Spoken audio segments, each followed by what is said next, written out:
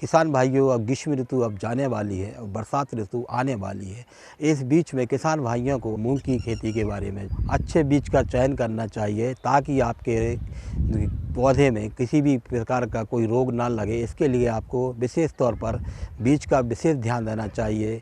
बीज की जैसे वैरायटी है गंगा 8, HM 2.15, MH 1142, ये नई वैरायटी जो निकली हुई है इनको इस्तेमाल करना चाहिए, जिसमें कि आपको पीलिया रोग और इन सबसे फफूंदी रोग से छुटकारा मिल सके।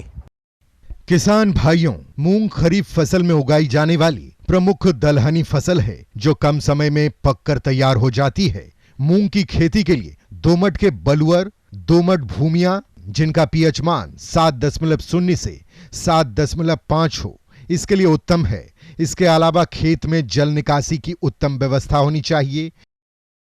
इस बीच में किसान भाइयों को अपने खेत की तैयारी की चिंता होती है। किसान भाइयों, इस वक्त आपको जैसे कि आप लोगों ने पिलाव किया हुआ है तो उसको लेवल करना है आपको। किसान भाई को उसको 2-3 बार ज़मीन को पलटी करें ताकि ज़मीन जो है समतल हो जाए, बिल्कुल समतल हो जाए, कहीं भी पानी रुकने की गुंजाइश बिल्कुल ना रहे। और हो सके तो कल्टीवेटर से या रोटावेटर से आप उसको लेवल कर लें ताकि कहीं भी पानी की व्यवस्था रुकने की ना बने। और गोबर की खाद 1 या 2 ट्राली कम से कम उसमें डालकर मिक्स करके और 2-3 बार पलटी चला देना चाहिए ताकि ज़मीन में किसी भी प्रकार का आपका रोग वगैरह और खाद की कमी ना हो। किसान भाइयों, किसी भी फसल से अधिक उत्पादन प्राप्त करने के लिए खाद और उर्वरकों का संतुलित मात्रा में प्रयोग करना होता है। इसी बात को ध्यान में रखते हुए मूंग की फसल में नत्रजन 20 kilogram, phosphorus 40 kilogram, potash 20 kilogram और गंधक 25 किलोग्राम प्रति हेक्टेयर की दर से खेत की तैयारी के समय आधार खाद के रूप में उपयोग करें। किसान भाइयों, गर्मी में कतार विधि से बुआई के लिए मूंग का 20 से 25 किलोग्राम बीज प्रति हेक्टेयर पर्याप्त होता है, लेकिन रोगों के प्रकोप से फसल को बचाने के लिए बुआई से पूर्व बीज को कार्बन डाइजीम दवा 3 ग्राम प्रति किलोग्राम बीज की दर से बीज को उपचारित करने के बाद इस उपचारित बीज को और राइजोबियम कल्चर भी आप इस्तेमाल करें तो आपकी जो उत्पादन क्षमता है उसमें बढ़ने में बहुत सहायक करता है। और कल्चर में अच्छा है, आप पैकेट को जो है 250 ग्राम के पैकेट को 10 किलो के उसमें आप अच्छे से मिक्स कर और गुड़ मिला लें। गुड़ से जो है अच्छा रिजल्ट आता है। और एक थोड़ा सुखा के आप तुरंत बोनी कर दें। आपका जो बीज है उसमें आपको बैक्टीरिया सिस्टम जो चालू होता है उससे जर्मेशन बहुत अच्छा होता है और किसान भाइयों उससे बहुत अच्छा उत्पादन बढ़ने के चांस हो जाते हैं। बोने का जब टाइम आता है तो इसके लिए सीड ड्रिल से जो आप बोनी करते हैं इस पर विशेष ध्यान देना पड़ता है।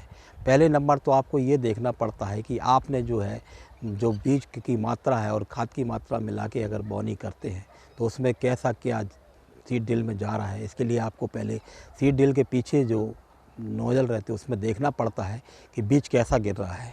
जो गहराई जो है 4-5 सेंटीमीटर से ज़्यादा नहीं होना चाहिए क्योंकि जर्मेशन में दिक्कत आ जाती है। और किसान भाइयों, जब भी आप बोनी करें सुबह या शाम को करें, धूप में बोनी ना करें तो अच्छा रिजल्ट आता है क्योंकि उसमें हर प्रकार का रोग लगने की कम संभावना रहती है क्योंकि जो भी आपने ट्रीटमेंट किया है उसका पूरा भरपूर फ़ायदा मिल जाता है।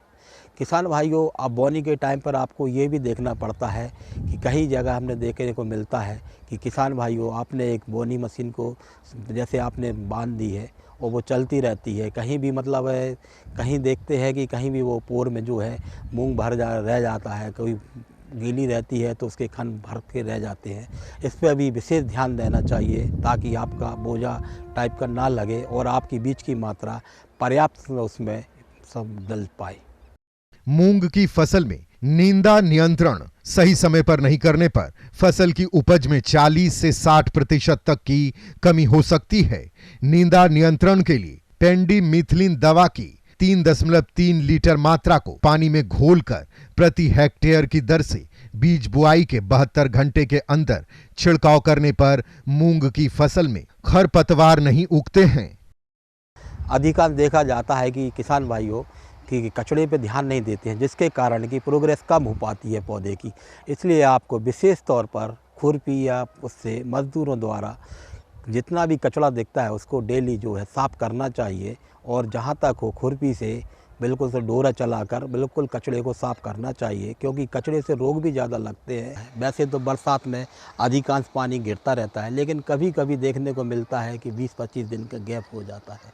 इसमें अपनी क्रॉप डैमेज होने का डर बना रहता है, इसलिए इसमें स्प्रिंकलर से आप सिंचाई थोड़ी हल्की सिंचाई देना चाहिए, ताकि किसी भी प्रकार का ज़मीन में सूखापन ना रहे, थोड़ी नमी उसमें बरकरार रहे, ताकि आपके फूल फल आने में कोई दिक्कत पैदा ना हो।